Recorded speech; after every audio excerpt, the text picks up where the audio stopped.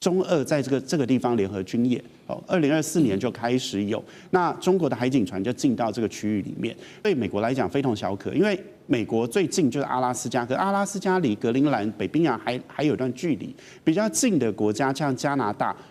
冰岛。还有丹麦、瑞典、挪威这些国家都没有办法跟俄罗斯匹敌嘛，所以美国如果不介入的话，这个地方未来应该会被俄罗斯支配，或者是被这个中俄支配。那这个是美国非常害怕看到，非常膈应，所以他一定要在战略上把这个地方给占下。现在还有另外一个地缘的焦点，就是在格陵兰了。美国总统川普的格陵兰特使叫做 Landry， 那他之前是路易斯安那州的州长，后来被川普任命是格陵兰特使。1月16号，他透露，他计划在3月要访问格陵兰。他说呢，我相信一旦事态发展到一定程度，双方应该也必须将会达成协议。所以外界也在研判，这会不会是一个预告的 timing， 是一个 deadline 呢？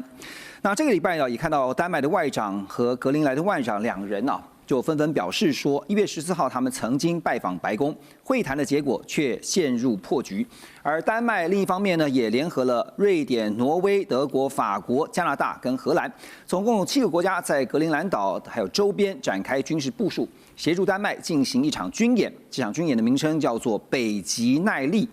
虽然说这次大多数的国家都只派出小规模的侦察先遣队规模不算太大，但是后续呢也表示说还会调派战机还有军舰来进行相关的部署。好，那当然对于这个丹麦也好，甚至是包括主角格陵兰川普也是不止一次的讽刺他说丹麦没有能力保卫格陵兰免于中国大陆或是俄罗斯的威胁，他还不是说美国，他说中俄的威胁你们都保护不了了 ，OK， 只能够呢派狗拉雪橇说出这样的话，当然这是一次这个非常讽刺的话语现在这个 Landry 他暗示说他3月要去会是一个川普打算要拿下格陵兰的一个时间点吗？怎么来看这件事情？现在看到这个问题你真的会觉得挺难过，甚至觉得很错乱。你就是发现北约要应付的这个敌人，可能不仅仅是俄罗斯而已连美国现在也变成他一个非常自己的盟友，而且还是最重要的这个创始会员国跟最重要的这个北约运作这样的基础，美国居然会变成北约的问题。我觉得这可能对于在布鲁塞尔的北约总部来说是一个非常难以理解跟想象的事情。你说这个冰岛到底有什么跟这格陵兰到底有什么重要这个战略地位其实说真的川普是说这个他会遭到这个中国大陆跟这个俄罗斯的这样一个威胁，但其实你如果从今天俄罗斯跟中国大陆的这个2个国家能够在这个区域部署的这个军力来说的话，基本上大概都不会是北约的对手。所以就是说，其实以格陵兰来讲，它的安全性大概是毋庸置疑的。我觉得最重要的事情可能是这个川普他可能长久以来对格陵兰的2个偏执，一个是他认为这个格陵兰其实后面也会提到，它有那个里面有相当多的这个稀土资源，那是其一是不是？你能够控制格陵兰，就能够可能控制西半球一个非常重要的这个稀土来源。其二，可能就是这个过去美国跟加拿大他们这2个国家的对这个所谓的西北航路念兹在兹的那种某种执念认为说这个西北航路一定要能够开通，如果能够开通的话，那现在加拿大至少不在我的手。虽然说从这个川普的角度来说，加拿大也应该成为美国第51州是不是？然后呢，这个格陵兰呢更是要这个通通这个52州这个纳到这个我美国的这个北美的这个共同的这个统治之下所以在这个情况下呢，你说今天北约他今天派出了这些军力这个北极耐力军演派到这个格陵兰这些部队，其实你后来看到这个数量，真是看到哎呦我的妈呀！就是说通常我们讲这个军队演习至少比如说你应该是要派出一个所谓的如果说今天你要模拟做演练，你要做这个实兵的这个验证的话，至少你好歹也要派个这个排级或甚至于连级的部队来进行这样的验证。结果这次这个参加这个北约这个演习的这些各个国家派去的这些部队每个国家2个3个2个3个2个3个，那你是真的很认真在演习吗？所以那当然我觉得其实今天如果说那个美国的这个格陵兰特使也说过，他说因为他希望3月能够访问格陵兰，然后希望在这个事情在那个时候得到一个解决。但是我个人认为并不容易，为什么？因为这些格陵兰自己本身的公民的意愿，他本身也是偏向就是说还是要留在这个这个丹麦里面。然后那这个时候如果说今天你美国演变说对自己这个在外最倚重的这样一个军事组织，然后发动军事行动的话，那这是不是就是说，这到底是要该怎么办？也就是说，大家是要联合起来对抗他呢，还是怎么样？其实我觉得，川普如果真的要有心想要解决格陵兰的问题，他其实应该要很认真的仿照这种所谓的夏威夷模式。什么夏威夷模式呢？其实很多人可能大家都不知道，以为夏威夷是这个观光这个风行的这样一个岛屿，但其实夏威夷古时候是一个国家，是一个王国。在1941年日本偷袭珍珠港的时候，夏威夷其实那时候还不是美国的这个州哦，它那时候本身其实在这个时候后来为什么变成美国的一个州，就是因为美国的这个军民移到夏威夷岛上越来越多，最后人数比土著多了，然后等到人数比土著就原先夏威夷的原住民多的时候，对不对？大家起来投票，我们要不要支持加入这个美利坚合众国？就变成说后来的人比这个原先的原住民多，就投票就成功了。所以你知道，你今天如果去夏威夷，你还可以看到夏威夷王室的后裔，然后一直字念的想要把美国人赶出去，也不奇怪。对，所以在这个情况下，我觉得你川普，如果你真的起心动念，你想要解决这个问题的话，你其实要花点时间，你可能没有办法在你这个任期。而且如果说你其实因为从二战为止，甚至于说一战、二战，格陵兰的确对美国对于到欧洲的这个军事行动是至关重要的一个地方。你可以看到二战时期那个美军那个派去轰炸德国这个第8航空军，从美国本土飞到英国的时候，全部是要经过格陵兰中转的。对，当然你说现在这个军事力量这个飞机的航程等等，跟二战时期完全不可相提并论，所以可能没有这样的需求。但是代表就是说，美国在传统的安全执念上，格陵兰有其重要性。那这个时候，如果你真的想要弄过来，我必须说了，你要么你就要和平的运用到思考，运用到这个夏威夷模式。但是当然最麻烦的是，川普这个人很喜欢立竿见影，认为我这个4年对吧，我就要 make America great again， 我这个说法提出来，我就一定要兑现。那这个时候其实如果他真的这么强推的话，那我个人认为，甚至于有可能会引发北约内部非常大的激荡或甚至于可能会造成北约某种程度的这个分裂。所以应该是来软的夏威夷模式可以参考因为这个坦白讲，刚刚你也点到重点了，丹麦联合其他的国家，其实讲难听一点就是做样子而已。你提到了一个重点我就来大家看就是说为什么川普一直强调说格陵兰对美国来讲是国家安全的利益非常非常的重要，因为他说如果被中国大陆或是俄罗斯万一侵略的话呢，那对于这个美国来讲呢，就有安全上的疑虑为什么？因为你可以看到。格陵兰在这边，我们从这个整个地球的地图上面来看美国在这边把这个地球仪转一个方向，你就可以看到俄罗斯在这个地方，丹麦在这边，格陵兰在这边，那美国在这个地方。如果真的是安全性的话呢，根据之前曾经也有这个军事专家认为说呢，如果是假设是真的是飞弹攻击的话，从俄罗斯甚至这个地方是朝鲜、北韩，如果是真的发射像弹道飞弹的话呢，从丹麦这个地方来，马上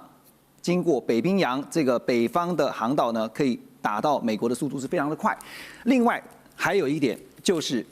格陵兰在这个北极海、太平洋、北冰洋这几个海域当中呢，其实有一个非常关键的战略地位。航道如果被人辖制住的话，那恐怕对于经济上的影响就会非常的大。好，那但是呢，川普17号他也再度的强调，他说美国就是因为国安的考量，迫切需要取得格陵兰的控制权。他也警告说呢，在格陵兰的议题上，到时候不配合的国家不排除会加征极重的关税。英国的《卫报》甚至也报道说，川普这个概念说拿下格陵兰的概念是从何而来的？他们的报道说呢，是来自于川普一位已经有60年交情的好朋友，这是化妆品巨头雅诗兰黛集团的名誉董事长罗纳德·劳德的建议。好，所以综合以上的资讯来看马老师，看来也是时间的问题，非拿下格陵兰不可了。对。其实格陵兰这个问题会这么凸显，主要是跟全球暖化有关系。那因为全球暖化，这个科学家的这个等于是通说的意见是认为，在2030年整个夏天的时间，在这个北冰洋会没有碎冰。那过去因为在比较冷的时候，这个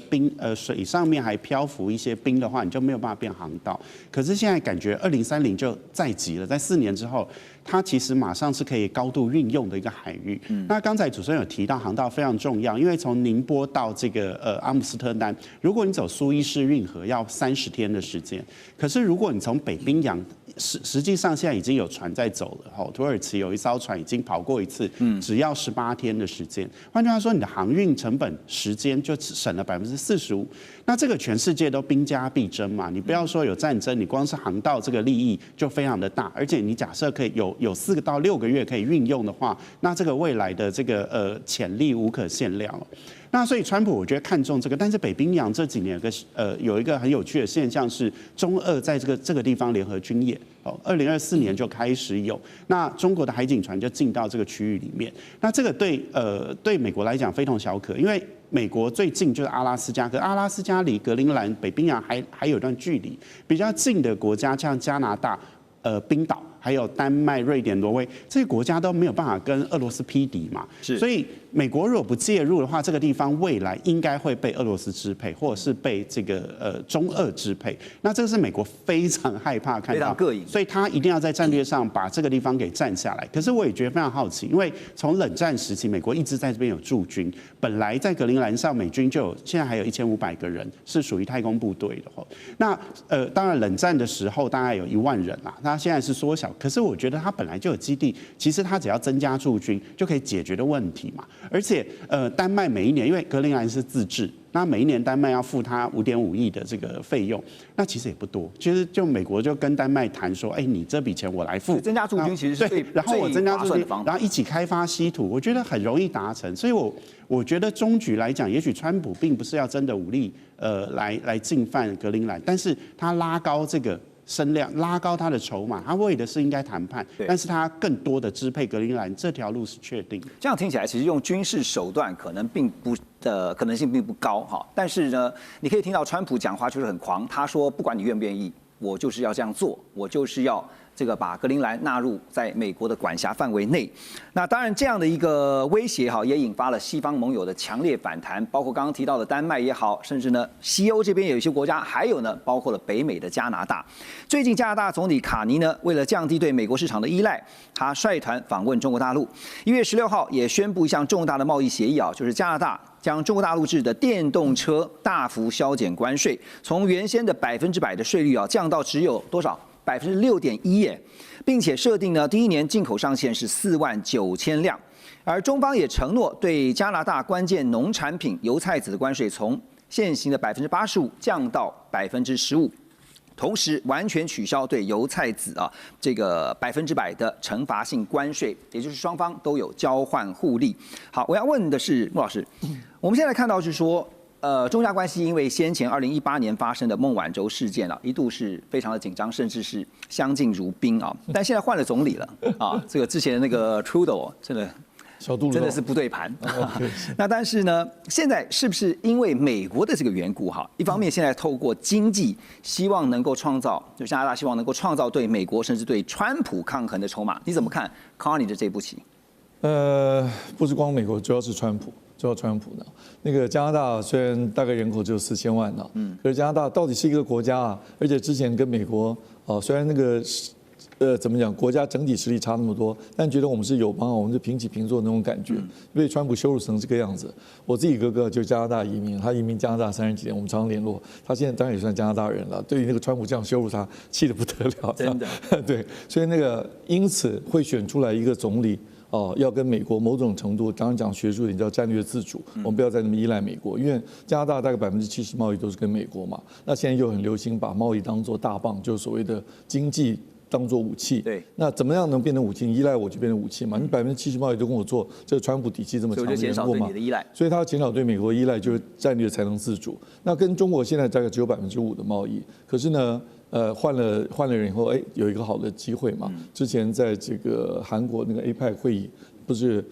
新的总理 Mark 这个 Carney 已经跟习近平见过面嘛，最近又去拜访。那现在这样谈的话，就表示说，我们可以开始。而他做这个动作哈，我们不只要看他说什么，看他做什么，还要看定量上来看。你刚刚讲那个关税，那个电动车从100降到6点几啊，这表示说这是玩真的，我真的愿意。那但是呢，美国加拿大国内当然会有一些反对的声音会出来，就像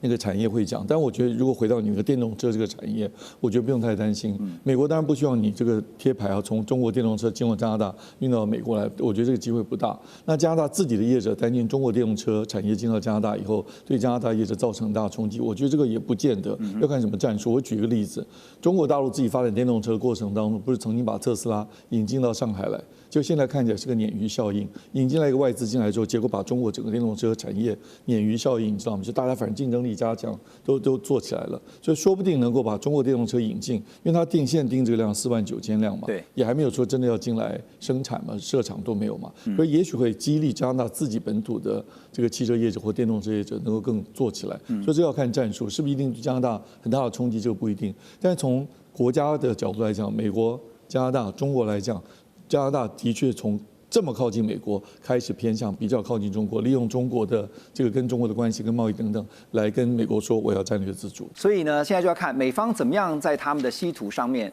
我们来看它的大战略是什么。因为呢，为了中国对抗这个中国大陆呢，美国稀土开采商啊叫做 Critical Metals， 他们在1月14号发布了格陵兰 Tanbreez 稀土探钻计划的第一批化验结果。那根据他们的检测报告表示呢，总稀土氧化物还有乙的这个品级是介于0.4%到0.47%之间。这个重稀土氧化物的占比啊是26%到27%左右。这显示什么呢？显示这个矿区啊有进一步开发资源的潜力。日本方面呢，也在1月12号派出了采矿船地球号。那到了距东京东南方1900公里的南鸟岛，展开为期1个月的测试作业。预计呢要尝试从6公里深的海床连续抽取富含稀土的泥浆到船上，然后来看看这个纯度如何。然后呢，接下来开发的可能性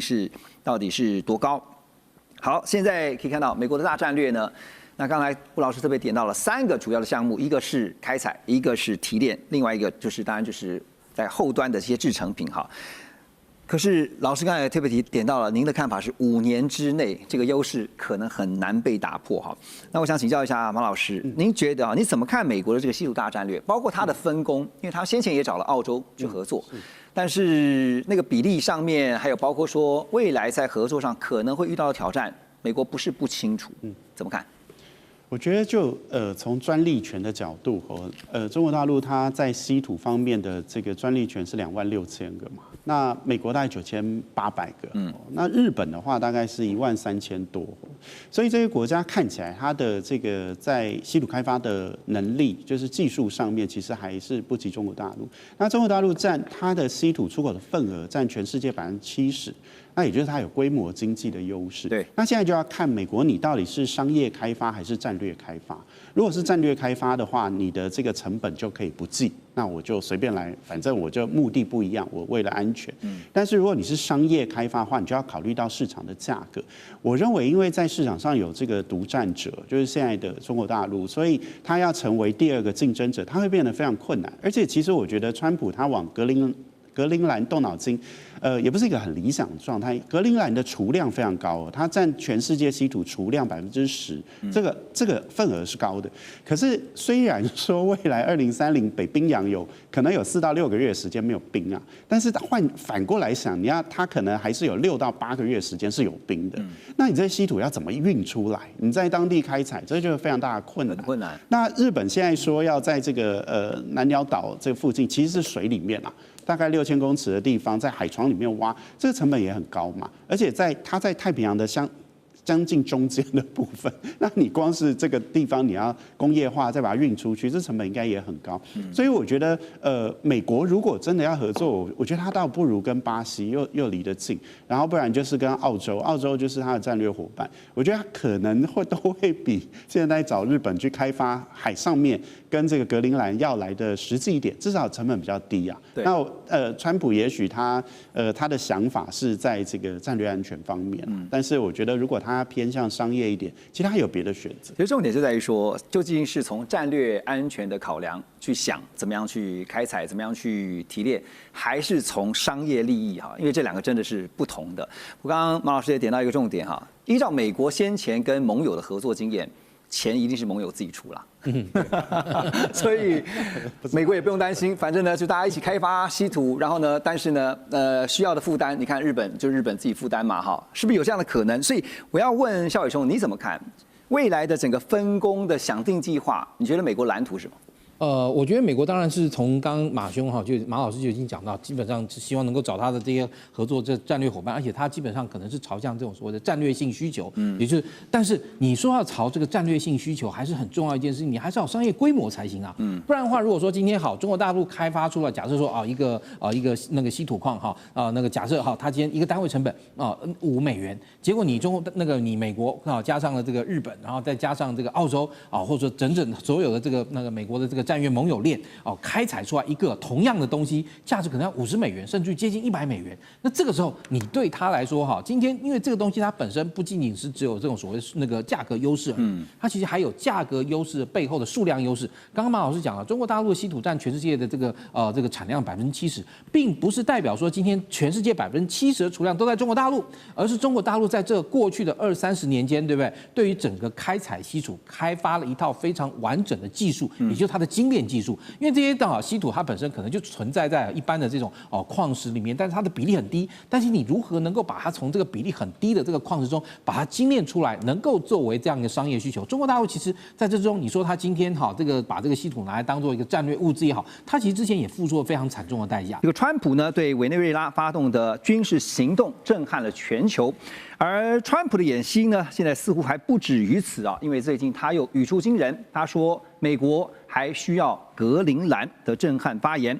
而且呢，不只是需要，这个川普团队甚至放话说可以直接给钱，全民发钱来说服格陵兰人同意加入美国。川普的说法是这样啊，他说不管格陵兰人他们愿不愿意啊，因为呢，如果格陵兰不给美国的话，那么就会被中国大陆或者是俄罗斯给占领，所以美国呢不会坐视这种事情发生。但是格陵兰政府目前回应也很清楚，他说我们不卖也不想当美国人。最新的民调也显示，有超过80%的格陵兰人不愿变成美国人。而更关键的是呢，这格陵兰不是小国，是丹麦的领土啊，丹麦又是北约的成员。如果川普对格陵兰下手的话，是不是就等同于挑战北约呢？我们来看一下川普对外的手段，最近呢都是一句话，就是呢，不吃胡萝卜呢就给你棒子吃啊。对巴拿马、委内瑞拉是经济加上军事的威胁，那么对加拿大、墨西哥呢是关税胁迫加军事威胁，现在对格陵兰则是呢金钱诱惑再加上军事力量的并吞。最近也听到了美国的副总统 J.D. Vance 他说，请各国都必须要正视而且严肃的对待川普总统所说的每一句话。那这一次呢，看到他们对于委内瑞拉采取的军事行动，确实也让全球都看到了川普有些话还真的必须要认真的听一听。好，那现在看到是讲到北约这个部分呢，川普跟格陵兰之间，但是又夹着北约啊。我记得上礼拜黄老师我们也特别去提到了委内瑞拉当下被川普的这个三角洲的部队这个进入之后，那么没有想到在2个多小时，这个总统就被逮了，然后呢立刻就送出委内瑞拉的境内。好，那您觉得川普接下来要怎么处理格陵兰的问题？川普对于格陵兰的这个兴趣啊，在他很早我们就讲说当选以后吧，就已经讲得很明白了。而且不是只有格陵兰，包括加拿大作为51州，包括巴拿马运河。那现在在他的国家安全战略公布了以后，更明显的就是美国本土，另外就是拉丁美洲。对，换句话说，这种扩张型的这种可能的孤立主义确实在成型当中，它基本上跟它的国家安全战略是同步的。那格陵兰总共只有差不多估计5.7万人。那么对于美军如果要进去接管，它本来就有美军的这个太空基地在里面。如果用抢的，那就用豪夺的方式、直取的方式，事实上也没有，格陵兰基本上没有力量来反抗。那它就可以长驱直入。但是动用棒子不可能吧？那不用棒子的话，就用软的啊。利诱，对，又利诱的话，你总共可以花多少钱嘛？5.7万，每个人100万美元，也不过就这些钱。对，也就这些钱。那这些钱，黄仁勋缴的所得税就可以 cover 了。不需要美国政府出钱。那么，所以我觉得基本上是一个原则的问题。第一个就是你对北约的同盟国动手啊，那而不是经过协商。对，尤其是宗主国所谓丹麦，不同意的情况之下，当地居民不同意的情况之下，你不用谈的方式，不用缓和的方式，要采取硬的方式，能不能接受？会不会影响到？美国可以说直接进入委内瑞拉，已经破坏了很多规则了。对，那甚至是他过去自己倡导的规则。那么现在又对自己的同盟国采取这样子的手段，那它的影响就不只是丹麦，而是整个北约、整个欧洲，甚至所有全世界跟美国号称是同盟国的或是伙伴，都会有影响。北约会坐视不管吗？北约又能怎么样？北约针对俄罗斯入侵乌克兰就已经快要束手无策了。是啊，今天如果没有美国在背后顶着撑的，北约没有办法应付俄罗斯。那你现在再加上一个挺你的人要你的地盘你愿不愿意给？我讲的意思就是说，现在的北约、现在的欧盟基本上是被双方挤压。一个是侵略乌克兰。另外一个是自己背后最有实力的盟友要跟你要东西，你给不给？所以它是双重夹击，在美俄之间双重夹击。那么这也就是为什么现在目前还在喊话阶段，白宫讲的话太狠几乎没有转圜余地，算不算极限施压？最后是不是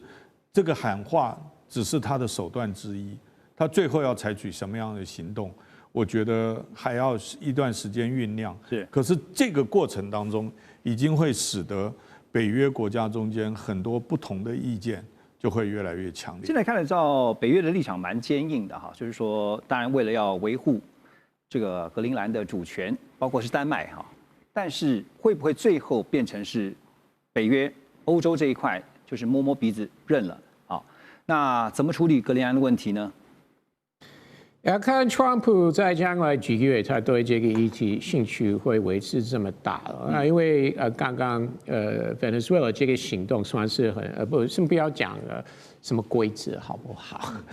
说在美国里面是没有规则的是吧？我没有这样讲啦，你的意思是这样但是从军事的角度来看，是一个非常顺利成功的行动，没有美军伤亡，有受伤的人数也不多了，而且到目前为止好像没有什么新闻说是严重的什么问题了。那么将来几个月，可能川普还是会一直讲这件事情，但是进入5、6月份的时候，他就要把焦点放在其中选举。那虽然我认为目前美国选民对这个议题不是很在乎，我没有很大的意见。不管今天有什么民调说美国人是怎么看，但是真的很在乎这个议题，我觉得是目前不是很在乎。但是他开始跑来跑去，因为川普非常希望做那个现场的造势大会，对不对？所以我认为他到6、7月份那个时候就开始跑来跑去，做那个每晚上2个小时，他会一直讲话，这方面还是非常厉害。那到时候他会一直讲 Greenland 这件事情，我觉得可能性是不大的，因为选民不是很在乎这个议题。那你觉得川普不会来硬的，那会来软的？那来软的话呢，他会真的让格陵兰最后变成美国的51州，还是他让格陵兰保有独立自主？可是呢，就是附属于美国。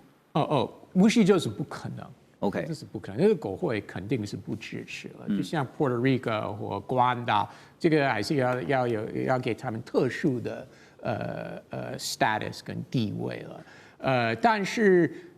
看起来川普不会放弃，所以即使在将来几个月他一直讲，然后中间时间因为其中选举暂时不讲，那到明年初没有连任的压力，也没有其中选举的压力。那或许如果这将来几个月没有处理好，那到明年初还会开始再次提这件事情。好，现在欧洲的反应我们也来看一下，欧洲这次反应很不一样就是像法国总统马克宏呢就痛批川普说这是新的帝国主义。德国总统也发话了，这施坦迈尔他用罕见严厉的语气呢，批评美国正在摧毁国际秩序，也呼吁各国不要让世界成为一个强盗窝。大家也想说，欧洲这次不忍了，因为呢，这次真的是把欧洲给惹毛了。这个美国扩张的目的呢，现在瞄准了，就是刚刚讲说，欧洲盟友也被牵扯在内。川普呢，当然也说呢，他话说也得很直，他说我不需要国际法，唯一能阻止我的只有我自己的思想，真的是狂言。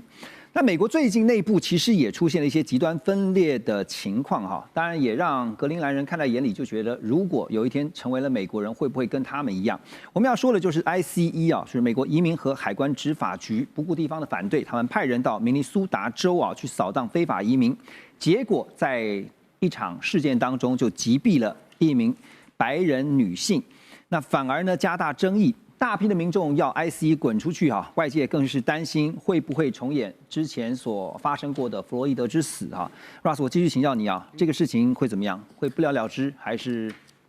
首先要为你刚刚提到法国跟德国，虽然法国总统这次讲话是比较强硬，德国总统也是讲话，也是很少见德国总统会对外交政策这样讲话。但是在德国他是 head of state， 不是 head of government， 对不对？所以他没有首相那么重要了。所以德国总统说什么其实真的是不重要。但是你只有提到欧盟、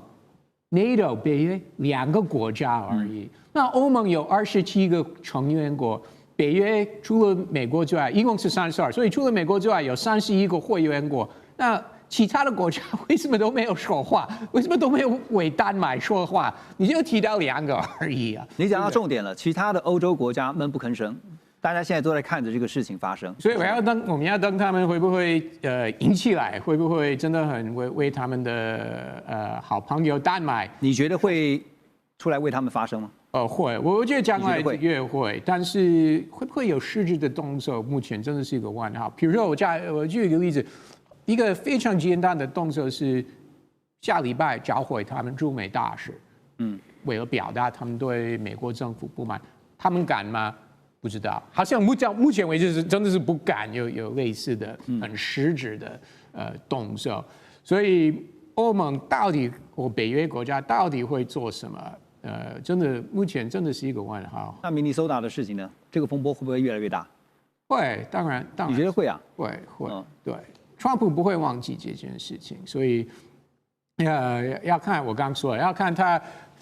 会不会天天讲，会不会或者因为美国其中选举先暂时放弃，目前也不知道。但是我相信，真的不会，川普政府真的不会放弃这件事情，不管是什么样的方案，用钱的。我相信你提黄仁勋出钱，因为以后改名黄 Land， 你也姓黄，所以你也会很高兴，对不对？Greenland 可以改成黄 Land。好，所以你应该不用签证了。你认为明尼苏达这一次的这个白人女性被枪杀的事件，这个会越来越严重？会，有很多不同的理由。本来也是很多美国人是支持川普政府对非法移民的这些强硬的动作，也有很多人是反对，尤其是在算是一个蓝色州 Minnesota 算是 Blue State 是支持民主党比较多，尤其是在 Minneapolis 这个大城市算是非常左，选民是非常，尤其之前发生过黑人被枪杀。那另外进入这个杀人案的调查，那已经有非常严重的州政府跟联邦政府的分裂，因为联邦政府已经说清楚。地方检察官，我们不帮你啊，什么资料啊，我们都不配合了，所以你要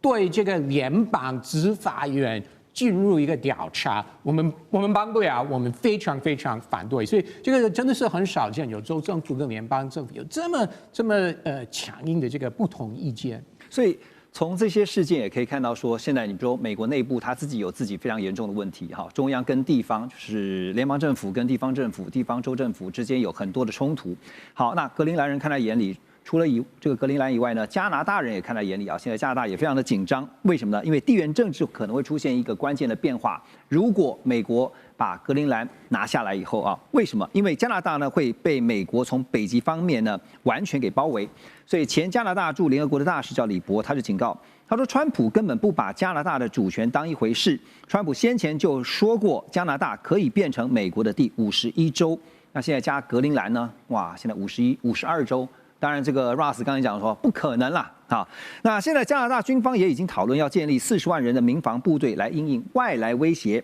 而加拿大总理Mark Carney， 他即将要访问中国大陆，在这个时间点也特别令人玩味。好，所以川普把盟友们特别包括北约的也好，现在连加拿大也好，搞的是天怒人怨。那会不会逼使美国的盟友？聂老师觉得找新靠山，然后呢，甚至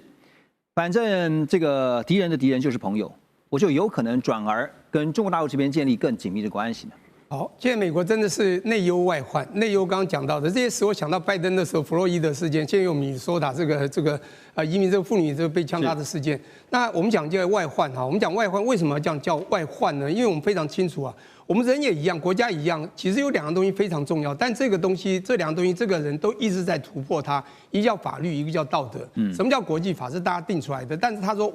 我是定义是由我来定的，我说什么是国际法就什么国际法，这完全没有法律基础了。第二个呢，道德观，我相信现在一个一个跳出来讲话都跟道德有关。你不管是法国、德国那些小国，他怎么敢讲呢？他一个帮派里面他有层级之分啊，小弟们他不敢讲话的，他就大哥发声就好。这里面当英国不发声，因为英国也比较特殊啦，他跟美国关系以及他也不是欧盟国嘛，他也脱欧了，甚至欧元都不使用。好，我现在不说这些东西。我要讲的是说，他今天要并格陵兰难不难？太容易了。尽管他有军事在那边，格陵兰不过58000人，这么小的地方，整个台北市只有一个人，他40平方公里里面只有一个人，200多万平方公里的这个土地只有5万多人，那么冷，靠近北约，如果地图放大放平的，看起来比美国还大，你知道？当然他没有美国大，只有美国1/4。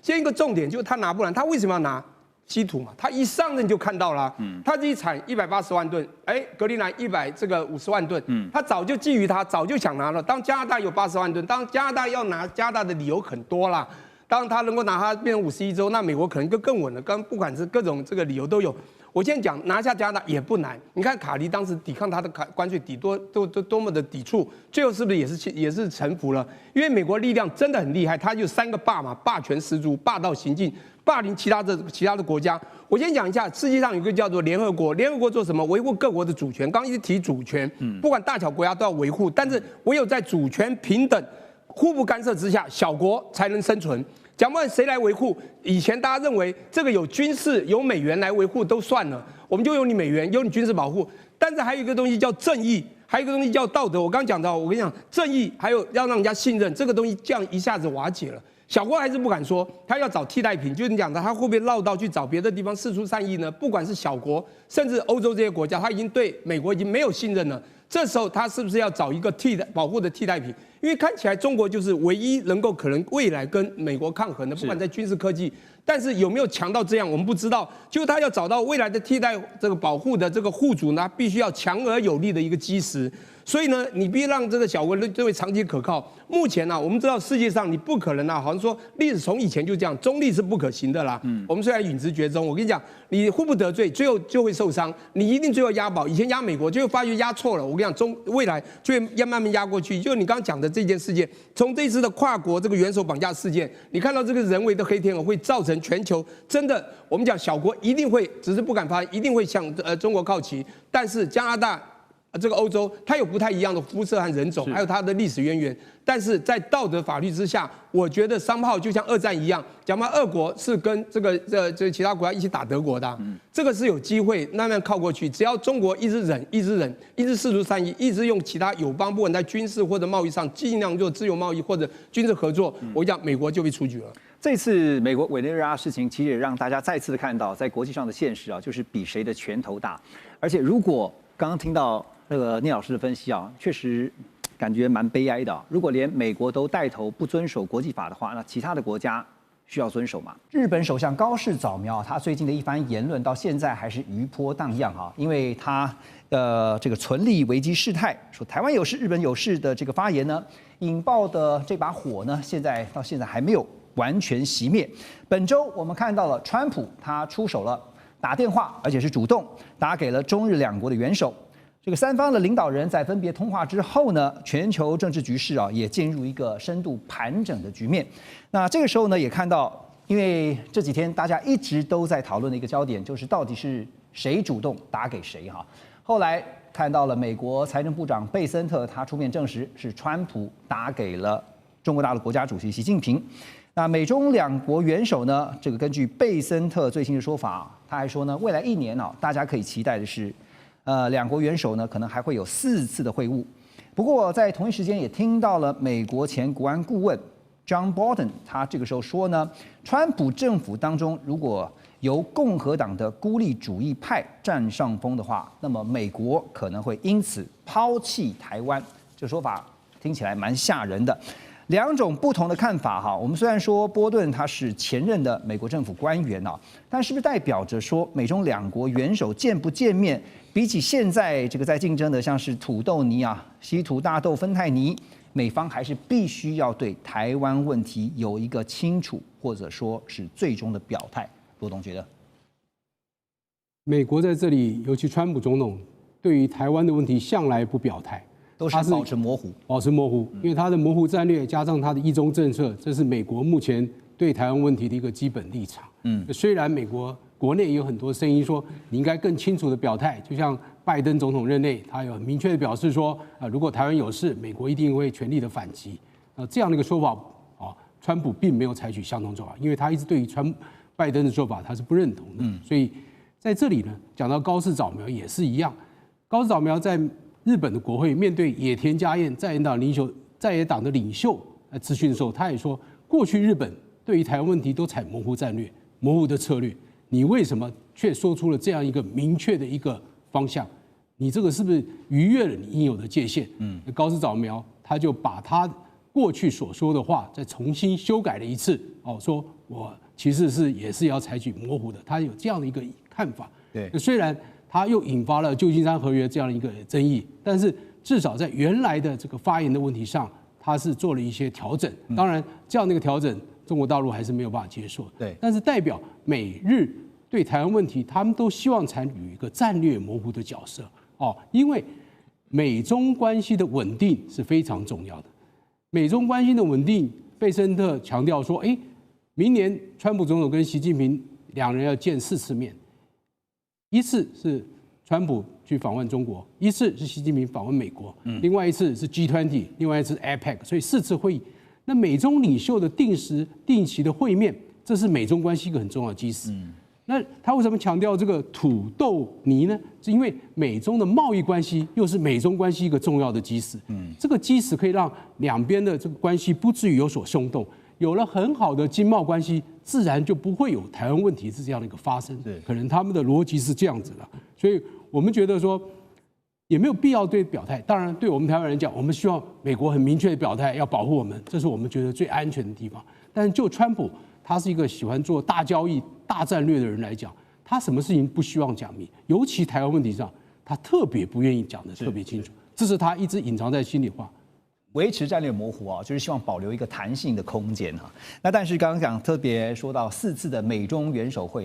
现在外界也有分析说4次也不要先太乐观的太早因为这4次会不会之后有变数而因此影响呢？不过看一下这4次的美中元首会就是刚才骆老师有提到的，包括了 APEC 就是明年11月，那这次这个明年的 APEC 呢是在深圳举办，还有呢就是呢川普他先前不是讲了吗？在2026的4月。那会到中国大陆进行国事访问，之后呢，这个习近平也会回访，还有就是 G20。好，那中国大陆国防部因为我们看到整个中美的博弈或者讲说竞争，其实不管从外交上、从经济上、从政治、军事上面都可以看得出一些端倪。军事的部分中国大陆国防部最近是举行例行的记者会，在会中证实了一件事，就是中美海上军事安全磋商机制第2次的工作小组会议，还有年度会晤，18号到20号是在美国夏威夷举行。中方的发言人蒋斌表示这个会晤呢，主要是要落实两国防长关于加强一线官兵沟通交流的共识，避免误解跟误判，要管控风险危机。好，所以在这个周日发生了这个高市早苗的炸锅言论之后，可是看到了中美双方一线官兵还是可以交流这是一种什么样形式的管控风险？我们怎么解读？吴岳老师，我想都是非常正常的吧。中日关系的问题固然挑动敏感的神经，但是中日之间关键的问题，最核心的仍然是中美的问题。是因为日本其实它没有单独有能力来行使自卫防御权。如果它没有美国的认可跟美国的支持的话，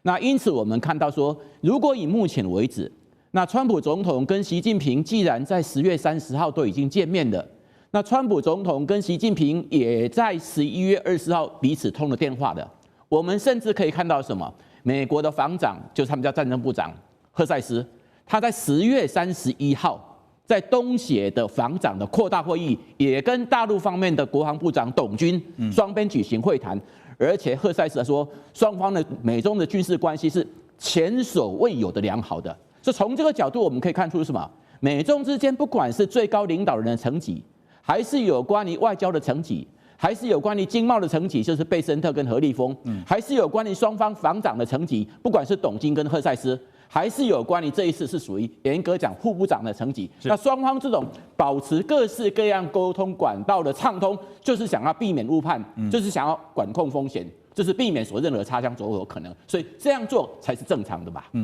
可是这个军事的互信啊，刚刚您说这个不管现在是增进这个一线官兵之间的这个交流的互动啊，那但是从几个层面可以继续看后续啊，中美之间彼此的往来。中美之间的往来，大概最关键的问题，就是双方领导人的会谈。我想北京方面大概针对川普总统，大概已经明确做了定性的。美中关系最关键、最敏感的，就是所谓的最高领导人的会晤，跟最高领导人就算不会晤，通电话。对，因为双方的领导人，唯一现在都可以完全的拍板跟定案。就换言之，美国方面不管谁怎么讲，从中方角度都不重要，川普怎么讲最重要的。是，从美方的角度来看的话，习近平怎么讲也是最重要。所以美中之间只要高层的管道能够维持畅通，双方在经贸议题，就是我们看到何立峰跟贝森特，双方在有关的国防问题，我们看到就是赫塞斯跟董军，双方在所谓外交的问题，就是王毅乃至于跟目前美国的国务卿，这只能够保持各式各样对话。美中关系只要维持对话，它就不会失控。美中关系只要能够维持一个良性的一个互动，它就不会有意外跟擦枪走火可能。所以不用特别去看中日关系好像是特别的紧绷，会上纲上线的。只要美中关系维持它良好对话，我相信中日之间来讲的话，不会有大规模的失控问题出现的。确实啊，这个中美两强的都是领导人说了算哈，其他的你说就算是国务卿也好啊，就是外长嘛，那还有就是军方的啊，说了最后拍板定案的还是领导人啊。所以最近也看到日本方面不是有前官员也特别提到说，中日之间的纷争，就习近平的一句话是决定了接下来日本应该要怎么样处理哈。那你要怎么样处理呢？这个日本最近不是也说了吗？说